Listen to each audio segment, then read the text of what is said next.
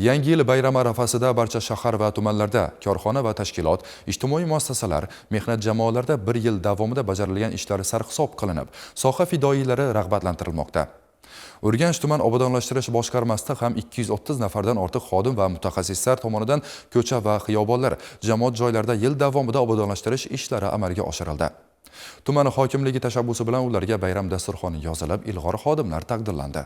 Har qanday obod maskan ortida obodonlashtirish xodimlarining erta tongdan kechgacha issiqni issiq, sovuqni sovuq demay mas'uliyat bilan olib borayotgan mashaqqatli mehnati mujassam. Tozalangan ko'chalar, parvarishlangan daraxtlar, obod hovlilar va tartibli jamoat joylari ularning o'z kasbiga bo'lgan sadoqati va vijdonli mehnati mahsulidir. Birgina Urganch tumanining o'zida obodonlashtirish xodimlarining sa'y-harakatlari tufayli bir yil davomida ichki yo'llar, piyodalar yo'laklari va ko'chalar tozalandi.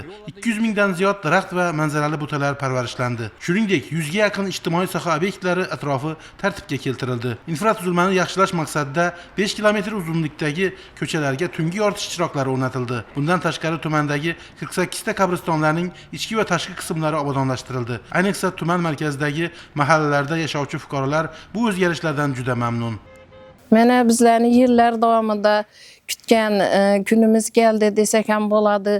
Mahallamiz ko'chalari, jumladan bizning ko'chamizga ham asfalt yotqizildi, toza ichimlik suvi bilan ta'minlandik. Ko'chalarimiz chiroqlar bilan yoritildi.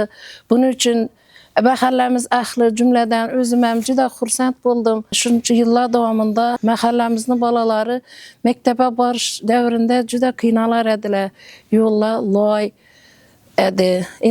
Hozir juda ravon yo'llarda shu farzandlarimiz, nevaralarimiz o'ynab, kulib, sevinib, shular qatorida bizlar ham shu mehnat qiladigan joylarimizda, shu ravon yo'llarda har kun o'zlarimizni shu vatanimizga hurmatimizni bildirib, rahmatlarni aytib, sevinib, borib kelib turganimizdan xursandchilik bilan yuribmiz hozir.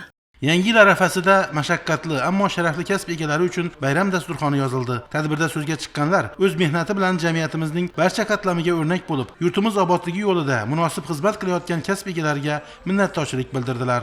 Fidoyi kasb egalariga tuman hokimligining tashakkurnoma va sovg'alari topshirildi. 2025-yil Urganch tumani uchun muvaffaqiyatga to'la yil bo'ldi. Iqtisodiy sohada, ijtimoiy sohada, qurilish sohada ko'plab yaxshi ishlar amalga oshirildi.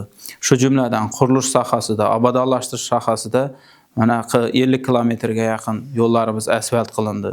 3 ta ko'prik ta'mirlandi, 5 kilometr tungi yoritish chiroqlari o'rnatildi. Hududdagi 48 ta qabristonda obodonlashtirish ishlari muntazam ravishda olib borildi. 56 ta mahallada hamda ijtimoiy soha muassasalarida yil davomida tozalik obodonlashtirishlarni amalga oshirib kelganmiz. Bu ishlarda tuman obodonlashtirish xodimlarining hissasi juda katta deb hisoblayman. Ta'kidlanganidek, kelgusi yil ham obodonlashtirish va ko'kalamzorlashtirish ishlarini yanada kengaytirish, infratuzilmani yaxshilash, ekologik madaniyatni oshirish yo'lida ushbu tizim xodimlari samarali ish olib borishadi.